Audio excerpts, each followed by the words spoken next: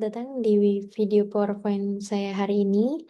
Perkenalkan, nama saya Dita Anggraini. Saya dari kelas TBEA. Di sini saya akan menjelaskan tentang strategi PT Bumi Sari Lestari dalam meningkatkan ekspor pertanian yang mendukung keberlanjutan ekosistem daratan dan pengelolaan sumber daya alam. Untuk memenuhi tugas karakter building kewarganegaraan yang diampu oleh Bapak Faisal Hilmi Maulida. Untuk latar belakang masalah, sebagai negara berkembang seperti Indonesia ini, sektor pertanian memegang peran penting dan strategis dalam mendukung pertumbuhan dan pembangunan ekonomi nasional. Pertumbuhan ekonomi berkaitan erat dengan proses peningkatan produksi barang dan jasa dalam kegiatan ekonomi masyarakat. Peningkatan ekspor dan investasi yang dilakukan oleh negara berkembang dapat mendorong output dan pertumbuhan ekonomi. PT Bumi Sari Lestari sebagai salah satu pelaku usaha agribisnis menunjukkan komitmennya dalam mendukung ekspor pertanian melalui strategi peningkatan kualitas, kuantitas, dan daya saing produk. Untuk rumusan masalah di sini ada 3. Yang pertama, bagaimana strategi yang diterapkan oleh PT Bumi Sari Lestari dalam meningkatkan ekspor produk pertanian agar mampu bersaing di pasar internasional. Untuk yang kedua, apa saja tantangan utama yang dihadapi dalam proses ekspor, terutama dalam hal kualitas, kuantitas, dan persaingan harga. Untuk yang terakhir, bagaimana peran teknologi dan pelatihan petani dalam mendukung peningkatan mutu dan produktivitas hasil pertanian. Untuk hasil penemuan di lapangan yang saya lakukan, pertama, produk yang digunakan tidak hanya dari Jawa Tengah, meskipun PT Bumi Sari Lestari berada di Jawa Tengah, tetapi mereka juga mengambil dari berbagai daerah di Indonesia seperti Jawa Barat, Sumatera, dan Jawa Timur.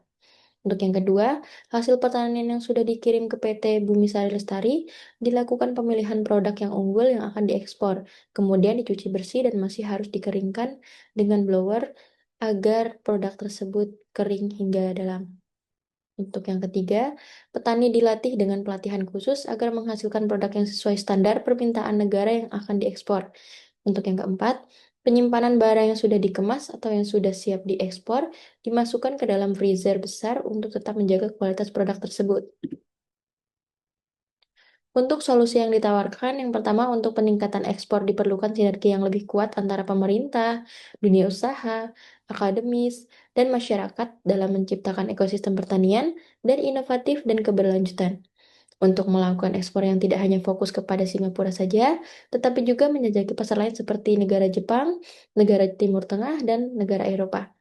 Dengan cara mengikuti pameran internasional, mendaftar ke platform ekspor digital seperti Alibaba atau Tradiki, atau menjalin kerjasama dengan Atase Perdagangan Republik Indonesia di luar negeri.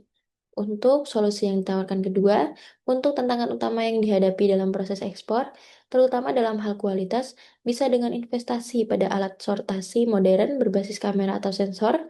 Hal ini bisa membantu petani untuk mendapatkan kualitas produk yang lebih memuaskan atau juga memberikan petani teknik pelatihan dan intensif berdasarkan hasil panen berkualitas ekspor.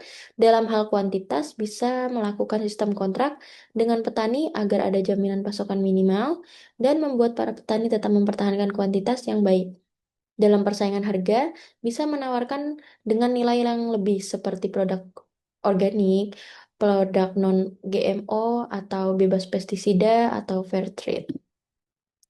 Untuk refleksi pribadi dari saya, ekspor pertanian mengutamakan untuk kualitas produk yang harus mampu bersaing dengan produk negara lain, seperti petani yang diminta memenuhi hasil ekspor yang berlimpah dengan ketentuan standar yang diminta oleh negara yang dituju.